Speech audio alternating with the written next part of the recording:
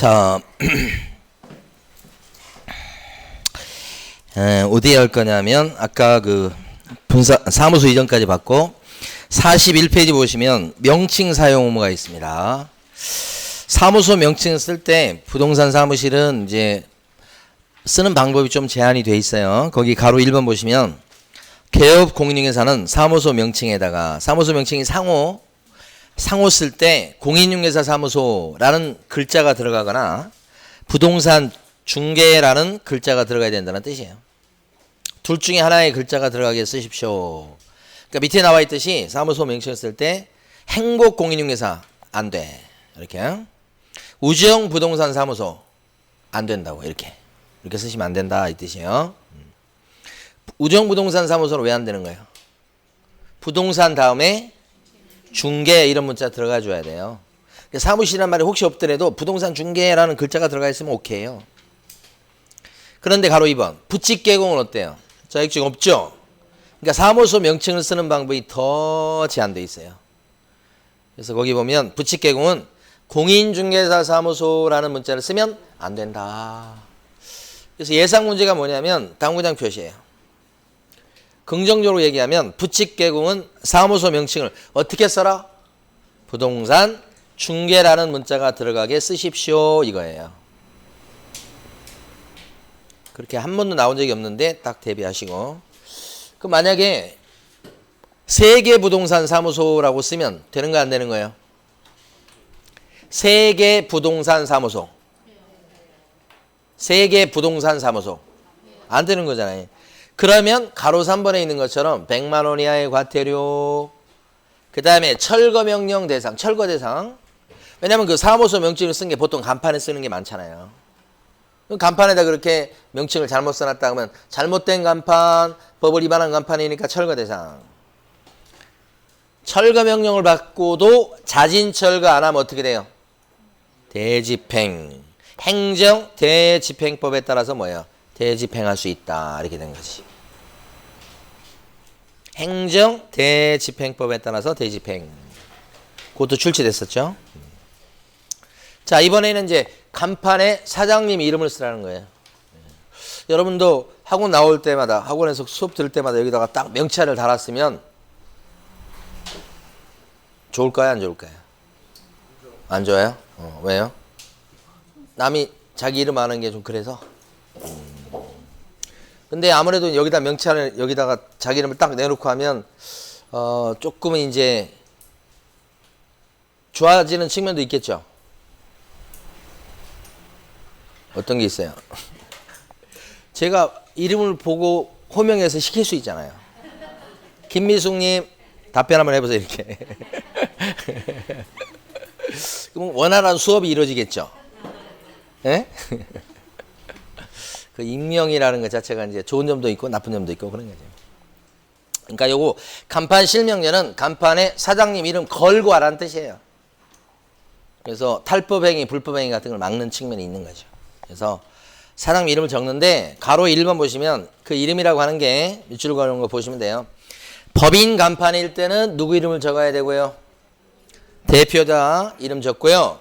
분사무소의 5개 광고물에는 누구의 이름을 적어야 될까요? 그치. 분사무소는 책임자예요. 대표자 그러시면 안 돼.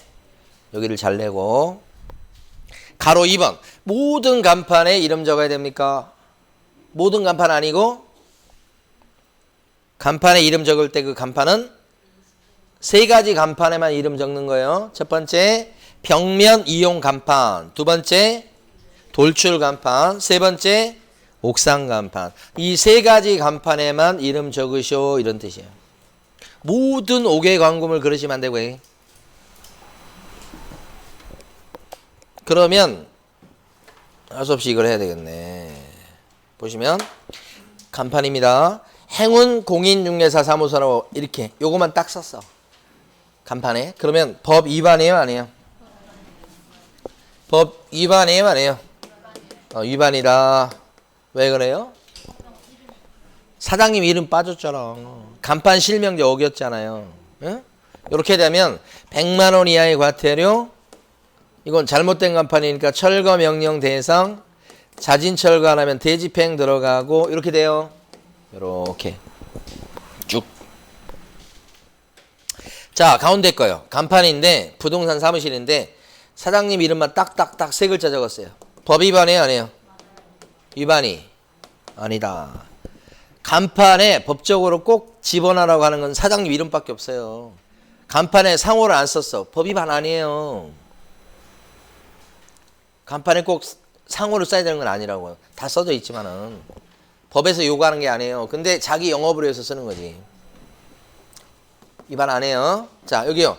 간판 자리인데 시멘트. 맨바닥. 자, 이렇게 되면 법 위반해요, 안 해요? 위반이 아니다. 두 번 나온 거예요, 이거. 간판을 설치할 의무가 없어요. 간판을 달아야 될 의무가 없다고. 달았다면 이름은 들어가야 되고, 안 달았으면 어쩌라고. 안 달았는데 곧 망하겠죠. 이제 거기 보시면 그래서 가로 2번에 당구장 표시 두 번째 거 뭐라고 돼 있어요? 개업 공인중개사는 5개 광고물을 설치할 의무가 있다 없다? 없다. 두 번. 자, 됐고요. 다음 페이지. 광고가 중요해요. 광고가. 자, 표시 광고.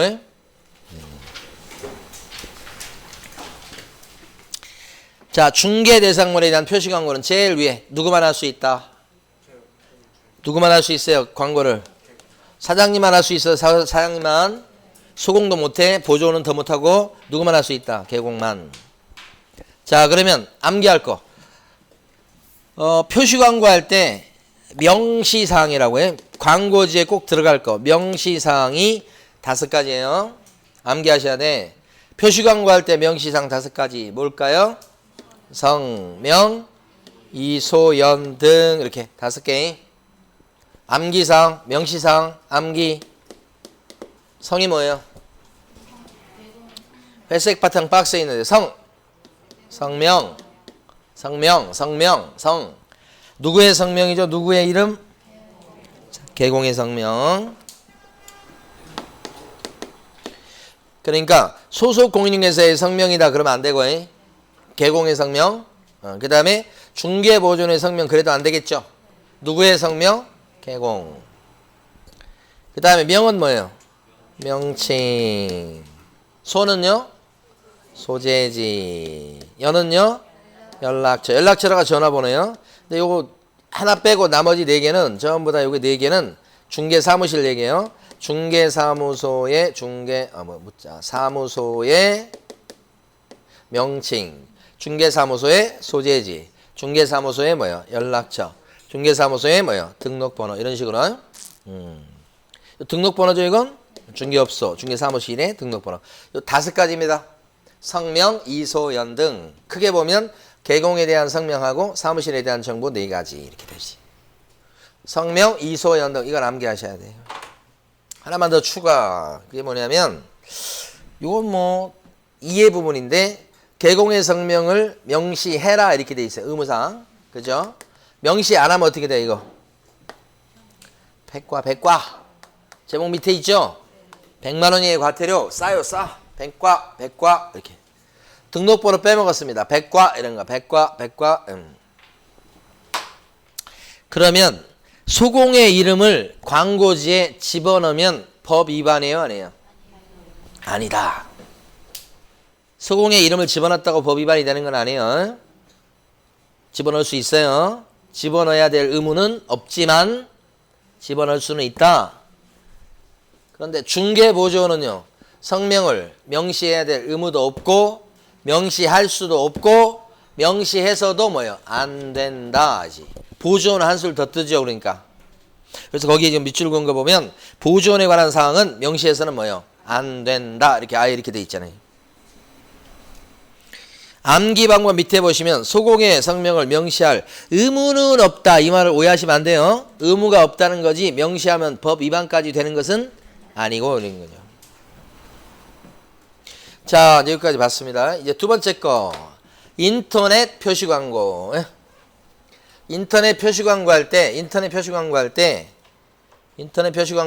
거기 표시 광고할 때 집어넣을 거. 인터넷 표시 광고할 때 그 안에 집어넣을 거야. 어떤 게 있을까 그런 거예요. 인터넷 표시 광고할 때 집어넣을 거 성명, 이소연 등 지금까지 했던 거 플러스 인터넷 표시 광고할 때는 잔뜩 또 들어가죠. 이렇게. 그래서 이걸 어떻게 다 암기할 거예요? 암기하기 힘드니까 많이 읽어볼 수밖에 없다. 그 중에서 이번 여러분 모의고사 때 나왔던 것 중에 요거 있었어. 여기 소재지하고 요거 소재지가 다른 거죠. 요 소재지는 뭐의 소재지죠? 중개 사무실 소재지고 요 소재지는 물건 소재지. 물건 소재. 중개상 물건 소재지. 다른 거죠? 달라서 어쩌다고? 일반적인 표시 광고할 때 그때는 요게 빠지잖아요. 아래쪽이. 그러니까 일반적인 표시 광고할 때는 부동산의 소재지는 명시상이 아니야.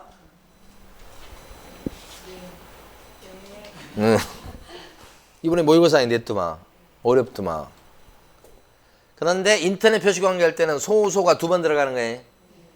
전단지 광고라고 할게. 전단지 광고할 때는 사무실 소재지만 들어가. 그래서 그거 하나 하고. 그 다음에 나머지 쭉 한번 읽어보시는데 6번이 중요하죠. 6번. 이 중에서 몇 층짜리 건물이더라. 준공 언제 받았더라. 방향은 남향이더라. 그 다음에 방 3개, 욕실 2개더라. 그리고 나서 뭐요? 입주 가능일, 주차 대수, 또 뭐요? 관리비. 끝에 3개 중요하죠. 요 3가지는 이제 전단지 광고 말고 인터넷 표시 광고할 때만 명시할 사항이다 이거지. 만약에 관리비를 빼먹었어. 인터넷 광고인데. 그럼 뭐요? 백과. 표시 광고할 때 명시할 걸 누락하면 뭐요? 백과. 가로 2번, 가로 3번 제목 밑에 뭐라고 돼 있어요? 백과. 응? 밑에 오른쪽에 있는 회색 바탕 박스 중에서 제일 1번은 소재지는 뭐예요? 소재지는 물건 소재지. 그 다음에 6번에서 다번에 보면 3가지 밑줄로 그어져 있죠? 다번, 6번을 많이 읽어주셔야 돼. 다른 것보다는. 네, 됐어요. 오른쪽 인터넷 광고에 대한 모니터링이에요. 오른쪽 보면 오른쪽 페이지 동그라미 1번 인터넷을 이용한 중개상물에 대한 표시 광고가 18조에 이 규정을 준수했는지 못했는지를 갖다가 모니터링할 수 있다. 누가? 국장이. 동그라미 1번 별표. 출제가 됐었고 또 될 거고. 등록관청이 모니터링 하는 거 아니에요. 국장이 모니터링 할 수 있다고 돼 있어요. 그거 하나. 그 다음에 밑으로 쭉 내려가시면 동그라미 6번에 모니터링의 종류가 나오죠. 모니터링 종류. 기본이 있고 수시가 있죠. 기본은 정기적으로 하는 거. 수시는 그때그때 필요할 때 하는 거예요. 필요할 때 하는 것은 수시 모니터링. 정기적으로 하는 것은 기본 모니터링. 자, 기본 모니터링은 매년 하는 거예요. 반기별로 하는 거예요. 반기도 아니고 반기는 6개월에 한 번씩을 얘기하고 분기별로 하는 거죠. 그래서 분기별 요거 중요하죠. 수시 모니터링은 필요한 때 수시로. 자, 계획서 내는 걸 보면 기본 모니터링은 언제까지 계획서를 내나? 12월 31일까지 내는 거고요. 수시 모니터링은요.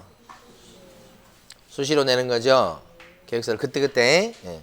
12월 31일까지 기본 모니터링 계획서를 낸다고 해서 기본 모니터링을 매년 실시한다고 착각하시면 안 된다고요. 그래서 기본 모니터링을 어떻게 한다고요?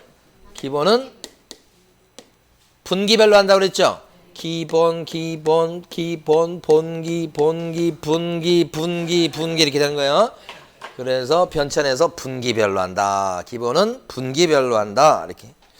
그 다음에 결과보고서는 기본 모니터링은 분기가 종료한 때부터 며칠 내? 30일. 수시 모니터링은 모니터링 업무가 끝날 때부터 15일. 수시 모니터링이 규모가 좀 적다고 봐야 됩니다. 그때그때 하니까. 그래서 15일이고 기본은 30일. 이렇게. 자, 다음 페이지 가시면 가로 5번에 부당한 표시 광고 이렇게 나와요. 요게 이제 가로 5번인데 별표 치시고 부당한 표시 광고 했을 때 500과 그거 물어보는 거예요. 그럼 부당한 표시 광고의 사례가 어떤 게 있겠는가? 회색 바탕 박스 보시면 기억반, 동그라미 기억반. 존재하지 않아서 중개상물이 실제로 거래할 수 없는 물건에 대해서 표시 광고했다. 이게 뭐예요? 허위 매물. 있지도 않는 매물을 갖다가 이제 고객을 유인하기 위해서 광고 올려놓은 걸 얘기해요. 뭐 대표적으로 이제 저기 뭐 자동차, 중고자동차 광고할 때 이런 거 많이 써먹잖아요. 부동산 사무실에서도 이제 있지 않는 매물 이렇게 올려가지고 손님들 유도하는 거 그런 거 있어요. 여러분들이 이제 취직을 하시면 제일 먼저 배울 게 뭐부터 배울 것 같아요? 에?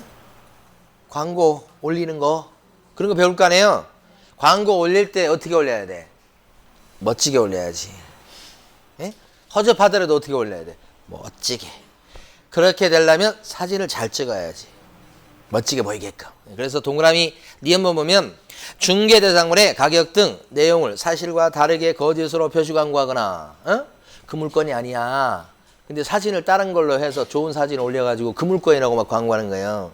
그래서 그 물건 보고 왔는데 가서 현장을 딱 보니까 어떻게 해? 사진하고 완전히 틀려. 그런 것들이죠. 그게 거짓 광고예요. 과장 광고 막 이렇게 될 수 있죠. 그 동그라미 니은번에 보면 사실을 과장되게 하는 표시 광고다 이렇게 나오죠. 과장 광고. 그런데 동그라미 디귿번에 첫 줄 보시면요.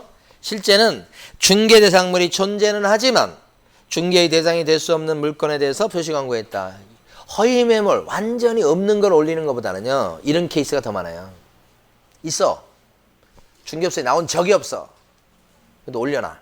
올려놓을 때 몇 동 몇 호라고 올리지 않죠. 저층, 중층, 고층에서 이렇게 하니까 특정이 안 되잖아요. 그러니까 어느 정도 안심을 하고 딱 올려놓는다고. 나오지 않는 매물이에요. 그 주인은 내놓은 적도 없어. 그런데 이제 그걸 딱 광고해서 올려놔. 그럼 사람들이 이제 오면 또 다른 것도 막 보여주고 일단 사무실에 오고 전화가 와야지 영업이 될 거니까. 이렇게 여러분들이 광고한다고 제일 처음에 배우겠죠? 아니에요. 이렇게 광고를 하면 어떻게 해요? 부당한 표시 광고가 돼요. 그래서 500만 원 이하의 과태료다 이렇게 되는 거지. 그게 그런 사례가 지문에 나올 거고 500관을 물어볼 거다는 얘기지. 그 밑에 있는 것도 마찬가지. 중개상물이 있어 존재하지만 실제로 중개할 의사가 없는 물건을 갖다가 광고를 올려놔요. 이런 것들도 다 부당한 표시 광고가 돼서 어떤 제재를 받는다고요? 500과다 이런 얘기지. 그렇죠? 했어요. 여러분들이 이제 500과까지 해서 100과하고 500과 잘 구별하셔야 돼요. 자, 그 다음에 간판을 철거해야 될 사유가 3가지 있죠.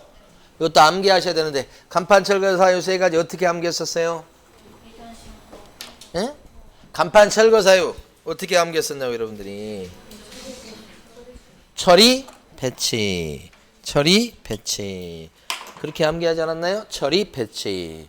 처리, 등짝에 붙어있는 배치. 철거 사유 3가지죠? 2가 뭐예요? 이전 신고. 폐는 폐업 신고. 취는 등록 취소. 처리, 배치. 폐업 신고, 등록 취소.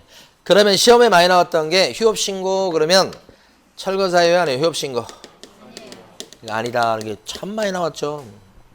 내고 또 내고 내고 또 내고 내고 또 내고. 자, 이제 아직 안 나온 거. 업무 정지를 당했을 적에는 철거 사유가 된다 안 된다? 안 돼. 어느 정도 돼야 돼? 취소, 등록 취소. 이거 예상 문제. 자, 처리 배치 3가지. 그런데 이때 언제까지 간판을 띄워야 돼요? 10일 내 철거, 아니면 7일 이내 철거, 아니면 지체 없이 철거. 지체 없이 철거입니다. 이것도 꼭 알아두시고 지체 없이 철거. 만약에 안 떼면 어떻게? 철거 안 하면 과태료 사유가 아닙니다. 그거 딱 대비하셔야 돼요. 과태료 사유가 아니고 백과 아니고 이거 바로 뭐 들어가요? 대집행 들어가요. 대집행. 어느 법에 따라 대집행? 행정대집행법. 이거 간판 안 떼었다고 해서 백과 아닙니다. 다음 중 100만 원 이하의 과태료 사유가 아닌 거 이거 나올 수 있어요. 폐업 신고를 했는데 간판을 철거하지 아니한 경우. 간판 철거 안 했을 때는 대신 떼내는 거죠. 과태료 안 매기고요. 안 되겠습니다. 여러분 저기 44페이지 네모 4번 제목에 별표가 2개 돼 있잖아요. 거기 2개 옆에다가 이렇게 쓰세요. 백과 X. 볼 때마다 느끼게끔. 100만 원 이하의 과태료 사유다. 아니다. 아니다. 백과 아니다. 이거 꼭 적으시고. 다음 중 100만 원 이하의 과태료 사유가 아닌 것은 이거 나오면 되게 어려운 거예요. 철거 안 했다고 그래서 과태료 매기는 건 없어요. 있을 법한데 없어요. 자, 그 다음에 개시 의무. 자, 개시 의무 볼게요. 사무실에 걸어두게 돼 있는 거 5가지로 이번에 늘었어요, 여러분. 그래서 5가지가 암기가 돼야 돼. 이것도 암기하셔야 돼. 자, 암기, 철저히 암기. 어떻게 암기한다고 그랬어요? 개, 등, 보고, 자요. 개 등짝을 보고 잔다. 그래도 뭐예요? 사랑해. 이렇게. 등짝을 보고 자도 사랑해. 그죠? 제가 아는 분도 그렇게 이제 아내가 먼저 이제 돌아가셨어요. 아내분이 연세 좀 있으신데 그렇게 이제 살아생전은 그렇게 아내를 구박하고 잘못해주고 막 그러더니 다른 사람이 다 욕할 정도로 이제 아내가 먼저 이제 돌아가시고 나니까 그렇게 눈물을 흘리면서 후회하면서 그러네. 그러니까 그게 사람은 갖고 있을 때는 잘 몰라요. 그 소중함을. 근데 이제 막상 없어지면 아 그때가 좋았구나 그런 걸 생각하죠. 여러분이 공부하고 있을 때가 공부하고 할 수 있을 때가 좋은 거예요. 공부하고 싶어도 못하는 사람이 있어요. 남편이 반대해가지고 못하는 사람도 있고 여러 상황상 못하는 사람, 시간이 없어서 못하는 사람이 있거든. 그러니까 공부 못하는 것이 이제 사실 할 수 있다고 하는 것 자체도 행복이다. 저는 그렇게 생각합니다. 자, 개, 등, 보고, 자요. 등이 뭐게요? 등록증, 원본.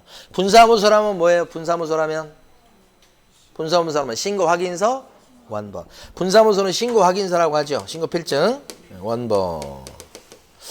자, 그 다음에 또 뭘 또 걸어놔야 돼요? 보증서류. 보증서류 게시하죠? 보증서류 걸어놔야 된다고. 응? 그 다음에 요건요. 자격증 원본. 근데 이게 자격증 원본인데 사장님 것도 걸지만 누구 것도? 소공 것도 건다 이거지. 요자는 뭐예요? 요율표. 중개보수 계산하게끔 요율표. 그 다음에 이게 뭐예요?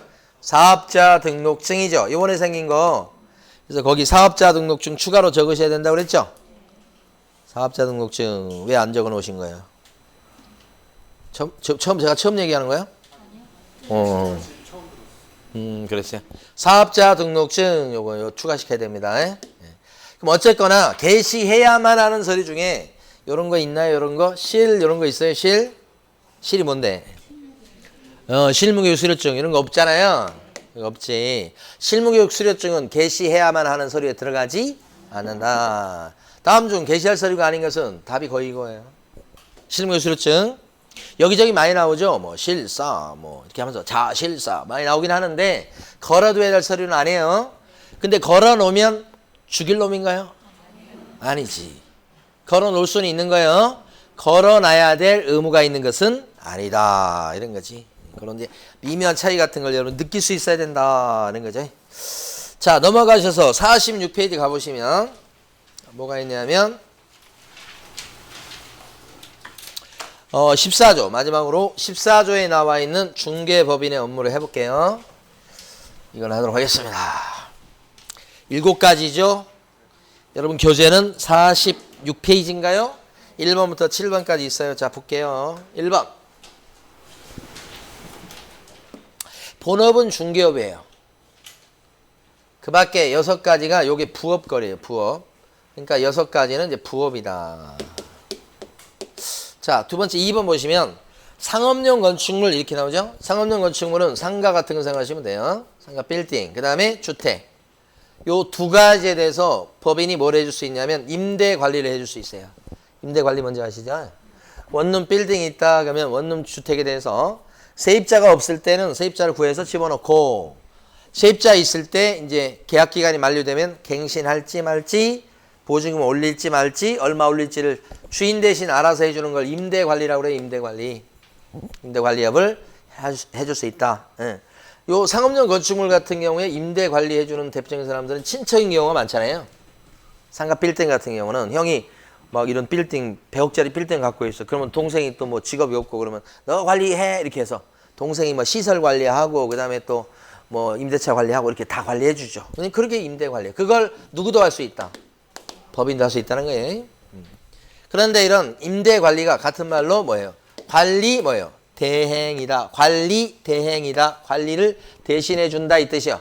관리 뭐요? 대행.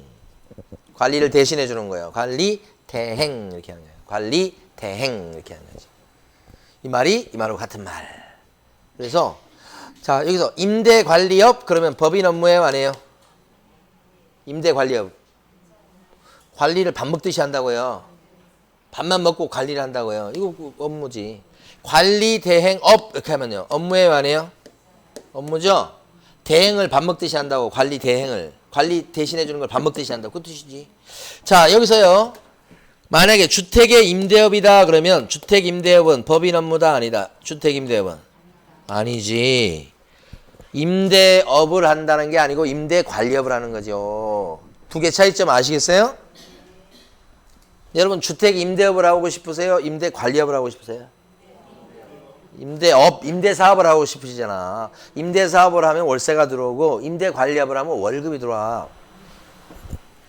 임대업하고 임대관리업은 틀려요. 요 최근 기출 문제 딱 한 번 또 나올 거예요. 100%에 100%. 주택 임대업 그러면 안 돼요. 상가 임대업 그러면 법인 업무가 아니에요. 임대 뭐예요? 관리업 그러면 업무에 또 두 개 구별하시고. 그 다음에 상업용 건축물하고 주택에서만 관리 대행할 수 있다고 되어 있으니까 이렇게 농업용 건축물에 대한 임대관리업 이러면요. 법인 업무예요 아니에요? 아니다. 농업용 건축물에 대한 임대관리업은 법인 업무가 아니에요. 농업용 건축물이 아니고 뭐 상업용 건축물 또는 주택이란 말이야. 이것도 X, 이것도 X. 두 개만 대비하시면 돼요. 자, 그 다음에 2번, 3번. 부동산의 이용, 개발 및 거래에 관한 뭐예요? 상담이라고 돼 있죠? 부동산의 이용, 개발 및 거래에 관한 뭐예요? 상담 이렇게. 중개법인 업무에 들어가는 게 부동산의 이용, 개발 및 거래에 관한 상담. 이걸 뭐라고 불러요? 컨설팅이라고 해요. 컨설팅. 이거 상담이 컨설팅이잖아. 뭐에 대한 컨설팅이다? 부동산에 대한 컨설팅이다. 이렇게 하는 거지. 부동산 이용, 개발 및 거래에 관한 뭐예요? 컨설팅. 부동산 컨설팅. 그러니까 혹시라도 아직까지 그렇게 안 나왔지만 동산에 대한 컨설팅 하면 법인 업무예요 아니에요? 동산 아니고 뭐예요? 부동산. 그 다음에 구체로는 이용에 대한 컨설팅, 개발에 관한 컨설팅, 거래할지 말지에 대한 컨설팅 세 가지예요. 이용, 개발, 거래에 관한 상담 이렇게 되죠. 그러니까 만약에 혹시 중개법인이 부동산 개발업을 할 수 있겠다, 개발업 자체를 할 수 있다 그러면 OX 개발업 자체를 할 수 있는 게 아니고 개발에 관한 뭐예요? 상담업을 할 수 있는 거예요. 다르죠? 개발업 자체를 할 수 있다는 게 아니에요. 이거 법인 업무 아닙니다. 이렇게 나오면 자, 네 번째 다 끝나갑니다. 의뢰인의 의뢰를 받아서 부탁을 받아서 도배나 이사업체를 뭐 한다고 돼 있어요? 소개. 그러니까 도배나 이사업체 소개시켜주는 게 법인 업무죠. 다시 도배나 이사업체 뭐 한다고요? 소개다. 이게 법인 업무다. 도배나 이사업체를 소개시키는 게 법인 업무에 들어간다 이 말이지. 도배나 이사업체 소개. 그러니까 언제나 여기 소개시키는 게 업무니까 중개법인이 도배업 자체를 할 수 있나요? 아니고. 포장 이사업 자체를 할 수 있다는 건가요? 아니고. 소개업을 할 수 있다는 거지. 인테리업 자체를 할 수 있다는 게 아니고 인테리어 업체를 소개시키는 걸 할 수 있다는 거지. 이게 맨날 이렇게만 내지. 그런데 이제 이걸 좀 어려운 말로 자 보세요. 주거 이전에 부수되는 용역의 알선이다. 이렇게 주거 이전에 부수되는 용역의 뭐요? 알선이다. 그렇죠? 알선이다. 이렇게. 그럼 주거 이전에 부수되는 용역이 뭐예요? 그 도배도 해주고 이사도 해주고 뭐 인테리어도 해주고 그거 얘기하는 거예요. 그런 용역을 어떻게 한다고요? 소개시켜준다. 이게 이 말이요. 같은 말이요. 그래서 주거 이전에 부수되는 용역의 알선 그러면 법인 업무에 들어가요 안 들어가요? 들어가요. 알선 그러면 자 그런데 제가 지금부터 써볼게요. 맞춰보세요. 자 주거 이전에 부수되는 부수적인 용역의 제공이다 그러면요. 이것은 법인 업무에 들어가지 않습니다. 용역의 제공은 도배를 해주고 직접 중개법인이 이사를 해주고 그런다는 뜻이에요. 직접 할 수 있는 건 아니고 소개만 시켜주는 거죠. 그래서 또 나올 겁니다. 이거. 용역의 알선과 용역의 제공은 틀려요. 또 나올 거. 얘하고 얘 유력해요. 두 개. 다음에 이제 5번 보시면 5번은 개업 공인중개사를 대상으로 한 중개업의 경영기법이나 경영정보 제공이라고 돼 있죠. 경영기법이나 경영정보 제공은 여기 경영 컨설팅이에요. 경영기법이나 경영정보 제공이다. 이렇게 하면 뭐예요? 경영 컨설팅이다. 경영 컨설팅. 근데 누구를 대상으로 해야 돼요? 부동산 사장님. 여기가 핵심이요. 그래서 자, 이제 맞춰보세요. 공인중개사를 대상으로 한 경영정보 제공이다. 공인중개사를 대상으로 한 경영정보 제공이다. 그러면 법인 업무예요? 아니에요? 아니다. 공인중개사하고 개공은 다르죠. 이제 이 정도는 구별할 줄 알죠, 여러분들이. 네, 그래서 꾸준히 시험에 나오는 게 공인중개사를 대상으로 한 경영정보 제공. 그러면 그럴싸한데 법인 업무는 아니고. 누구를 대상으로 하셔야 돼? 개공. 자, 그럼 여기서 퀴즈. 두 번은 못하니까 잘 들으세요. 중개법인은 법인인 개업 공인중개사를 대상으로 한 경영정보 제공, 경영기법 제공을 할 수 있다. 왜 X예요? 개업 공인중개사의 종류가 몇 가지가 있는데요? 세 가지가 있지. 부칙 개공, 공인중개사인 개공, 법인 개공 세 가지가 있으니까 그 중에 법인인 개업 공인중개사도 개공 아니에요? 개공이지. 그러면 중개법인을 대상으로 해서 경영정보 제공하는 것도 중개법인 업무에 들어가지. 응? 개공의 종류가 세 종류니까 공인중개사인 개공을 대상으로 해서 경영 컨설팅이에요. 그것도 되고 중개법인을 대상으로 경영 컨설팅이에요. 그래도 되고 복덕방 할아버지를 대상으로 해서 경영 컨설팅을 해요. 그것도 된다는 거예요. 이론적으로. 누구를 대상으로 한다고 돼 있으니까. 개공의 종류가 세 종류잖아. 근데 그걸 살짝 법인인 개업 공인중개사를 대상으로 그러면 또 아니라고 생각한다고 여러분들은. 종류가 세 가지가 있는데 그러나 공인중개사를 대상으로 한 그러면 돼야 안 돼요. 그건 안 되지. 그건 안 되지. 그건. 오케이. 자, 그 다음에 또 하나. 이거 아직 시험에 안 나온 건데 아까 유력한 문제 중에 얘 있고 얘가 있는데 부동산 정보 제공이요. 부동산 매물 정보 제공하는 것은 중개법인 업무에 들어가지 않아. 이 정보는 뭐예요? 매물 정보 제공이야. 부동산 매물 정보를 제공하면서 돈 버는 게 정보망 사업체죠? 정보망. 그런데 이 중개법인은 부동산 매물 정보 제공은 업무를 할 수가 없어. 무슨 정보 제공이죠? 경영. 그러니까 중개업소를 어떻게 경영하는 것이 좋을지에 대해서 컨설팅하는 거지. 매물 정보 제공하는 것은 법인 업무가 아닌데 한 번도 출제된 적이 없어요. 이거 중요한 겁니다. 이거. 무슨 정보 제공? 경영 정보 제공. 부동산 정보 제공은 아니고 부동산 정보 제공하는 건 정보망 사업체예요. 그래서 중개법인은 다른 법인은 다 정보망 사업자로 지정을 받을 수 있지만 유일하게 중개법인만큼은 정보망 사업자로 지정을 받을 수가 없다. 왜요? 부동산 정보 제공이 중개법인 업무에 들어가지 않기 때문에 그렇다. 출제될 거예요. 이게. 우리 학교 다닐 때 보면 막 웅변할 때 막 나오고 그런 거 있었잖아요. 이 연사 소리 높여 외칩니다. 뭐 그런 거 할 때. 자, 여섯 번째 보면 상업용 건축물하고 주택에 대한 뭐요? 분양을 대신시켜 주는 거죠. 두 가지죠. 주택하고 상업용 건축물 두 가지. 마찬가지 여기도 아까 관리대행도 뭐예요? 상업용 건축물하고 주택. 그죠? 그래서 이거 보면 상주대행 이렇게 기억하셔야 돼요. 이것도 대행이죠. 이것도 상주대행. 대행자 들어간 거 두 개. 상주대행. 둘 다 그러니까 여기서 맨날 시험에 나온 게 이거잖아요. 토지에 대한 분양대행이다. 그럼 법인 업무가 돼요? 안 돼요? 안 된다. 그죠? 네 번을 내고 나니까 이제 더 이상 낼 게 없잖아요. 그래서 어떻게 내냐? 자, 상업용지에 대한 분양대행이다. 상업용지에 대한 분양대행. 그럼 법인 업무가 돼요? 안 돼요? 또 안 된다. 이렇게 하는 거지. 상업용지에 대한 분양대행 그러면 법인 업무에 해당되지. 이건 상업용 건축물이 아니에요. 용지니까 뭐예요 이거? 땅을 얘기하는 거예요. 자, 주택용지에 대한 분양대행. 주택용지는 주택 아니에요. 주택을 지을 수 있는 땅이지. 그죠? 이것도 분양대행할 수가 없다. 이거 다 같은 얘기잖아요. 맨날 그거 물어보고. 자, 7번. 경공매 물건에 대한 뭐예요? 알선과 대리라고 돼 있죠? 7번 업무가 제일 중요합니다. 46페이지에서 여러분들이 동그라미 7번 업무를 잘 보셔야 돼. 7번이 마지막인데, 자, 보시면.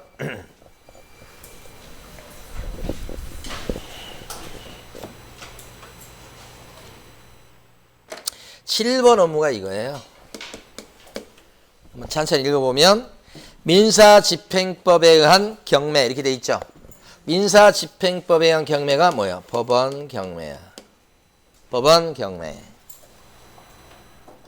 그 다음에 국세징수법 세금 걷는 거예요. 국세징수법 그 밖의 법령에 의한 공매대상 부동산 이렇게 돼 있죠. 요 공매는 이제 세금 걷는 게 대표적인데 대표적인 게 뭐냐면 압류 부동산 공매예요. 압류는 세금을 거두려고 세금 안 낸 사람의 부동산을 압류하는 걸 얘기하는 거예요. 그래서 공매 처분해요. 그 압류하는 데는 이제 세무서나 구청에서 압류해가지고 이거 세금 거두려고 하니까 팔아주세요라고 자산관리공사에 부탁을 해서 자산관리공사가 강제로 팔아주는 거예요. 그걸 압류 부동산 공매라고 그래요. 그러니까 법원에 채권자들이 경매를 넣어가지고 경매가 넘어갔든지 아니면 뭐 세무서나든지 구청에서 세금 받으려고 압류해서 공매 처분하든지 이게 둘 중에 하나예요. 경매 나온 물건, 공매 나온 물건에 대해서 뭘 할 수 있는가? 권리 분석 및 취득의 알선을 할 수 있고 알선은 이제 소개시키는 거 들어가 봐라 이렇게 하는 거고 여기 대리라고 돼 있죠.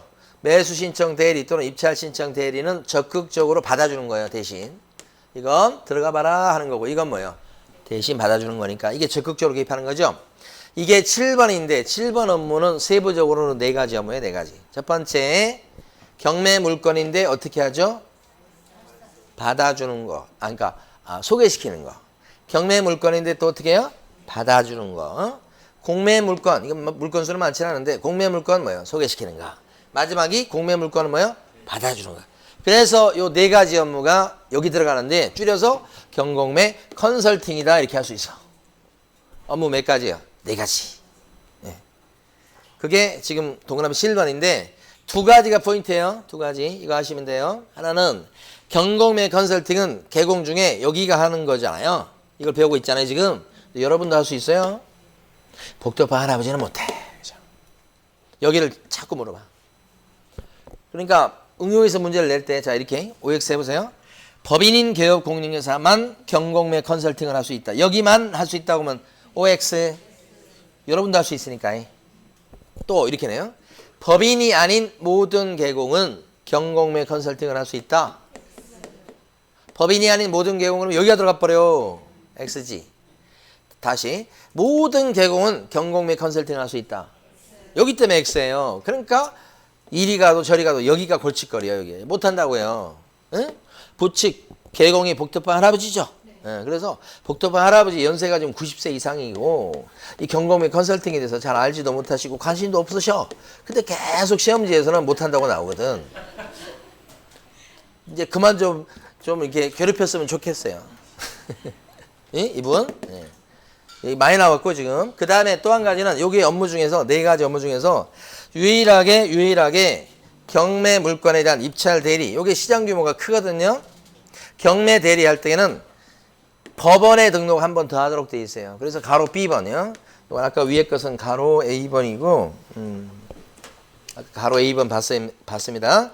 가로 B번 보면 넷째 줄에 보면 어디에 등록을 해야지만 이걸 할 수 있죠? 법원에 등록해야 할 수 있으니까 이것은 대비할 때 등록관청에 등록한다 이렇게 하면 틀린 거예요. 어디에 등록하신다고? 법원에. 그거 중요합니다. 법원 형광펜. 등록관청 X 옆에 적어놓으시고. 이 2가지예요. 특히 2번째 거 관련해서 한 페이지 오른쪽 페이지 가보셔요. 마지막 페이지 왔습니다. 47페이지 가보시면 정리해서 동그라미 1번 여기 보세요. 경매 물건에 대한 알선행위를 할 적에는 법원에 등록하고 해야 됩니까? 경매 알선은 개공인체 바로 할 수 있어요. 자, 그 다음에 동그라미 2번 공매 물건에 대한 권리 분석 및 취득 알선행위를 할 때 법원에 등록해야 할 수 있나요? 어때요? 법원에 등록 안 해도 할 수 있습니다. 이 공매 알선 정도는. 자, 하나 더. 공매 물건에 대한 매수 신청 대리 또는 입찰 신청 대리를 할 때는 법원에 등록해야 됩니까? 등록할 필요가 없어요. 그것도 없어요. 공매 대리도 등록할 필요 없어요. 동그라미 2번 끝에. 동그라미 1번, 2번 묶으시고 별표 쳐두셔야 돼. 그러니까 가로 B번과 관련해서 나올 것은 요거 나오고 그 다음에 또 한 가지는 요때만 법원에 등록하는 거니까 동그라미 1번, 2번에 있듯이 이거 할 때는 등록 필요 없고 이거 할 때도 등록 필요 없고 이거 할 때도 특히 공매 대리 할 때도 법원에 등록할 필요가 없다. 동그라미 2번 끝줄, 끝부분. 핵심이에요, 핵심. 7번이 제일 중요해요. 7번이. 지금 본 7번이. 그러면 중개법인은 이렇게 해서 7가지 할 수 있잖아요. 그걸 갖다가 이제 보도록 하겠습니다. 칠판 보시면 중개법인은 자 마지막 장면 왔습니다. 이거 하고 문제 풀고 수업을 마치도록 할 건데 중개법인은 가만히 보면 7가지만 할 수 있습니다. 14조에 써져 있습니다. 그러면 14조에 나오지 않는 것은 하나도 할 수 없어요. 나머지는. 그래서 가만히 보면 이 중개법인은 자 대부업 할 수 있을까요? 대부업? 할 수가 없어. 대부업 할 수 없어. 그 다음에 또 중개법인은 예를 들어서 감정평가업 할 수 있을까요? 감정평가업? 할 수가 없지. 이것도 못하고 이것도 못하고 이것도 못하고 문구점 할 수 있어? 문구점? 못하고. 그죠? 그 다음에 도배업 할 수 있어요? 도배업? 못하고 등등등. 그죠? 못하는 거예요. 7가지만 할 수 있습니다. 요것만 할 수 있고 나머지 못해. 하게 되면 어떻게 돼요? 못하는데 하게 되면 임등치가 되죠? 요걸 쓰고 있는 게 여러분 동그라미 3번이에요. 그 동그라미 3번은 간간히 시험에 나오는 내용이에요. 지금 정리해서 동그라미 3번이라고 해. 지금 동그라미 3번. 예? 그 세 줄을 갖다 설명드린 거예요. 동그라미 3번 지금까지. 그래도 그건 간간히 시험에 나왔고 동그라미 1번, 2번은 거의 시험에 안 나왔어요. 그런데 출제가 유력하다고 보는 거예요. 동그라미 1번, 2번은. 동그라미 3번은 간간히 나왔지. 자, 그럼 마지막으로 여러분들은 어쩔 거예요? 여러분들 그러면 개인인데 즉 공인중개사인 개공이나 부칙에 나와 있는 개공은 어떤가? 법인하고 좀 다르죠? 법인은 딱 7가지 할 수 있고 나머지 못한다고 그러잖아요. 여러분은 어때요? 반대. 법에서 못한다고 되어 있는 건 못하겠죠? 그거 다 할 수 있어. 반대야. 여러분들은 별거 다 할 수 있어. 못한다고 써져 있는 것 빼고 다 할 수 있다. 이렇게 생각하시면 돼요. 오픈. 법인은 갇혀져 있고. 그래서 중개업을 본업으로 하겠습니다만은 중개업도 하고 그 다음에 또요. 다른 업무도 같이 할 수 있어요. 오픈돼 있어. 다 할 수 있다 이렇게 보셔야 돼. 완전히 오픈돼 있어요. 이렇게. 그런데 할 수 있는 업무와 관련해서 크게 2가지로 14조에 나와 있는 중개법인 업무를 할 수 있을까요? 여러분들은 여기잖아요. 다 할 수 있어요. 14조에 나와 있는 7가지를 깔끔하게 다 할 수 있어. 중개법인하고 똑같이 할 수 있어. 근데 공인중개사 부칙개공은 어때요? 14조에 나와 있는 업무 7개 중에서 6개나 해. 위에 6개. 근데 뭘 못하죠? 경공매 컨설팅 못하지. 그거 빼고 다 해. 굉장히 중요한 내용입니다. 그 자체는. 예. 그 다음에 14조 업무 말고 나머지 있죠? 쌀가게 같이 할 수 있나요? 오케이. 표구점 같이 할 수도 있고 문구점 같이 할 수 있나요?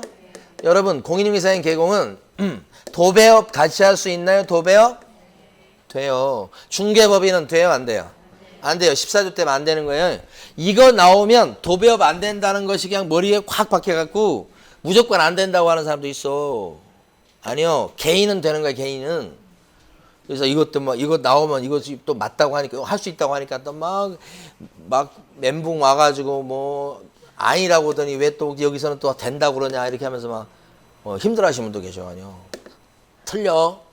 이걸 얘기할 수 있는 시점이 된 거야. 그 전에 이걸 얘기하면 여러분이 앞에 것도 다 몰라. 이제 6월달이잖아요. 이제는 얘기할 수 있다. 그러니까 이게 지금 개인은 이거 빼고 다 오픈돼 있다고요. 별거 다 할 수 있어. 담배 가게 할 수 있고 여행사 대리점 할 수 있고 얼마나 많겠어요, 여러분. 신발 가게 쫙 되지. 오케이. 그래서 요쪽 부분 어떤가? 제가 볼 때는 중요하지 않아요. 그렇게. 왜? 시험에 이거 똑 떨어지는 게 아니잖아, 이거. 근데 이쪽은 어때요, 여기는? 똑 떨어지죠? 이쪽 위주로 내는 거예요. 다만 이쪽에서 낼 때도 요걸 낸단 말이에요, 요걸 내는 게 아니고 요걸 낸다고요, 요걸. 여기까지 건드리면 조금 깊숙이 들어간 거고, 여기 위주로 내지.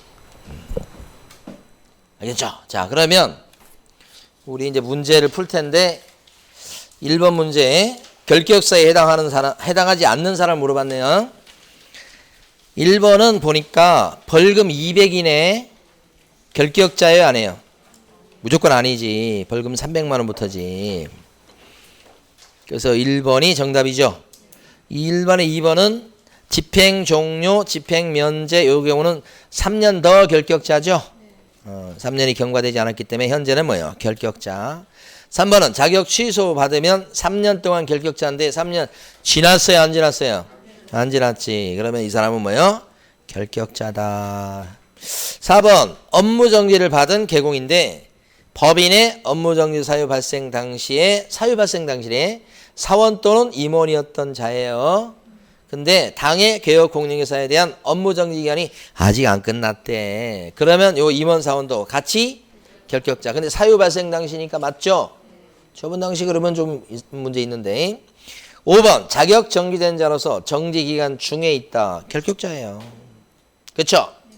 자, 그 다음에 2번 개설 등록할 수 있는 경우에 해당하는 거. 등록할 수 있다는 얘기는 결격자 아닌 사람을 골라라 이 뜻이죠. 1번은 부정한 방법으로 자격을 따가지고 취소당했네.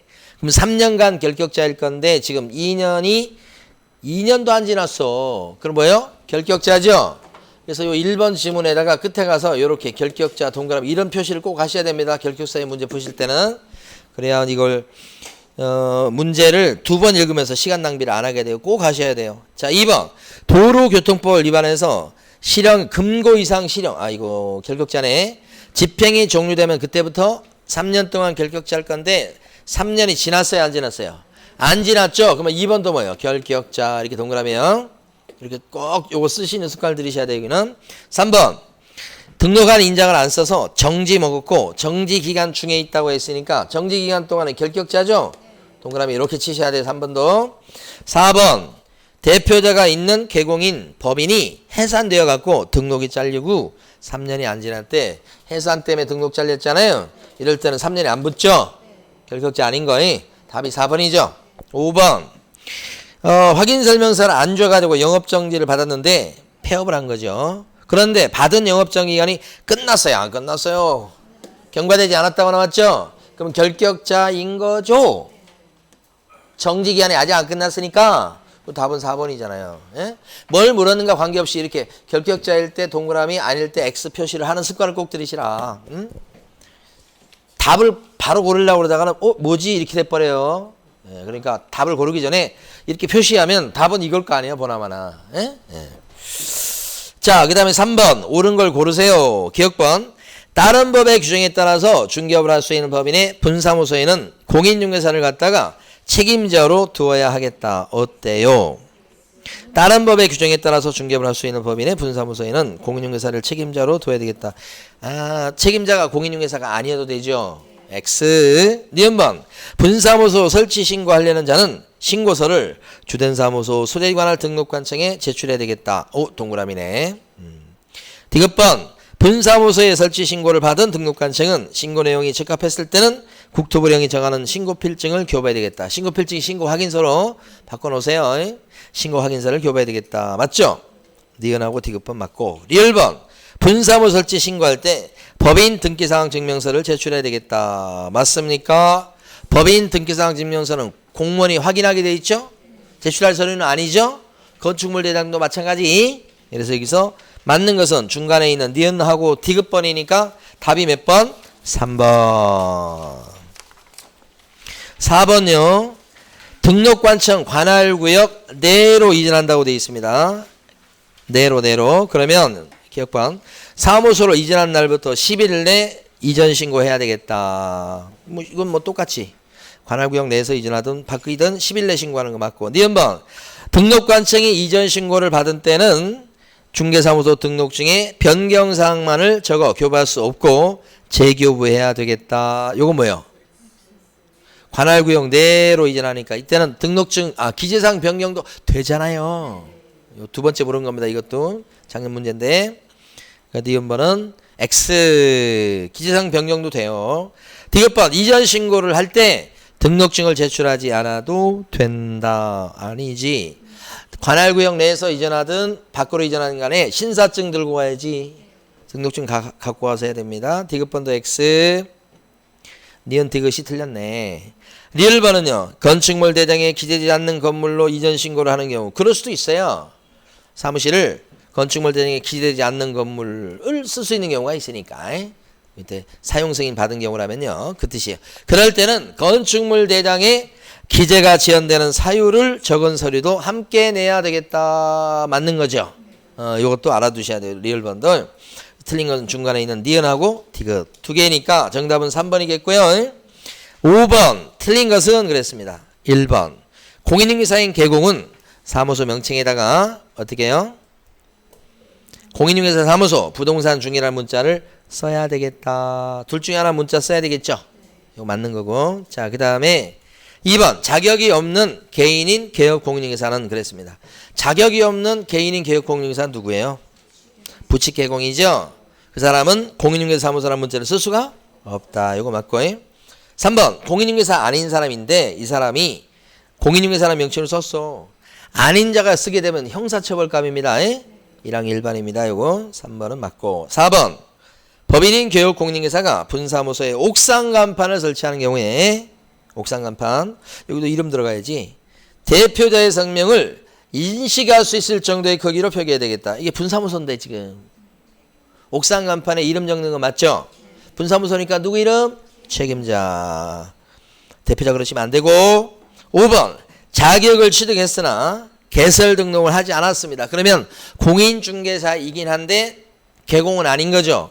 이런 표현이 잘 나와요. 최근 시험에 보면 이 사람은 공인중개사라는 명칭을 쓸 수가 있다. 자격증을 땄잖아 지금 앞에. 그러면 명함 파서 공인중개사 아무개라고 명함 파서 막 뿌려도 안 걸려. 그러나 이 사람은 개공은 아니죠. 따라서 공인중개사 사무소 부동산 중개라는 명칭을 쓸 수는 없다. 이게 기다리지. 등록을 안 했기 때문에 개공이 아니었어. 그 다음에 5번 자격을 취득했는 5번 했나요? 했습니다. 그러면 틀린 건 몇 번이에요? 4번.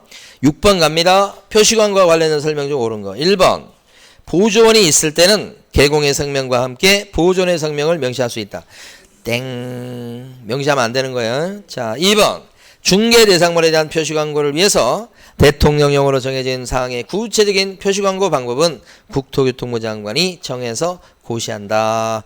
표시광고에 대해서는 국토교통부 장관이 기준을 정해서 고시하도록 돼 있다. 맞는 얘기요. 이거 공부한 적 없죠?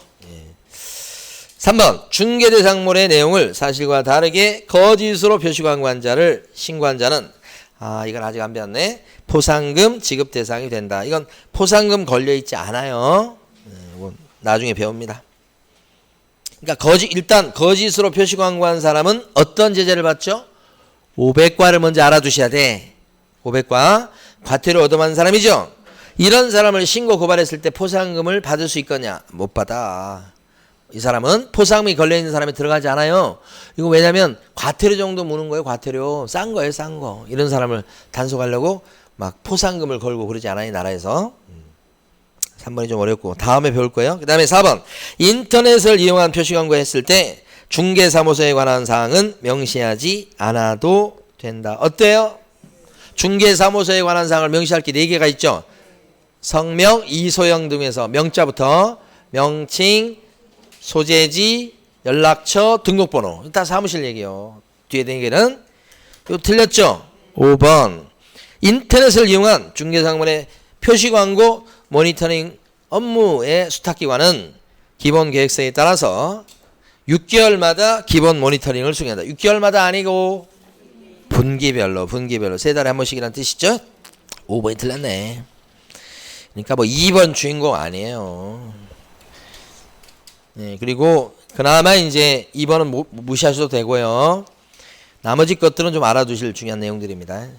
7번 가십니다. 업무에 해당하는 거 골라보면 기업권 업무에 들어갑니까? 임대관리 및 부동산의 임대관리는 들어가. 임대업이 안 들어가는 거예요. 또 나올 겁니다 이거. 그 다음에 니은번 이용 개발에 관한 상담 들어가고, 들어가면 옆에다 동그라미 치시면 되고. 디귿번 주거 이전의 부세는 용역의 의라고 해야 되네. 용역의 제공이다. 안 들어갑니다. X 치셔야 되겠네. 디귿번은 용역에 뭐라고 하셔야 돼? 알선. 자, 리얼번 상업용 건축물의 분양 대행 들어갑니다. 상주 대행 들어갑니다. 마지막 미음번 국세징수법에 의한 공매대상 부동산에 대한 입찰 신청 대리. 공매 대리죠. 이것도 업무에는 들어갑니다. 그러면 공매 대리할 때 법원에 등록해야 하나요? 할 필요 없다는 거 꼭 알아두셔야 되고. 어쨌거나 중개법인 업무에 들어가는 거 고르라고 그랬어요? 뭘 고르라고 그랬어요? 들어가지 않는 거 고르라고 그랬어요? 뭘 고르라고 그랬어요? 들어가는 거. 들어가는 것은 여기서 니은번, 리얼번, 미음번, 나라마. 세 개죠? 나라마. 5번이네요. 오케이. 자, 이번 주 여기까지 합니다. 네, 수고 많으셨습니다. 오후에 수업은 이제 2시 15분부터 하겠습니다.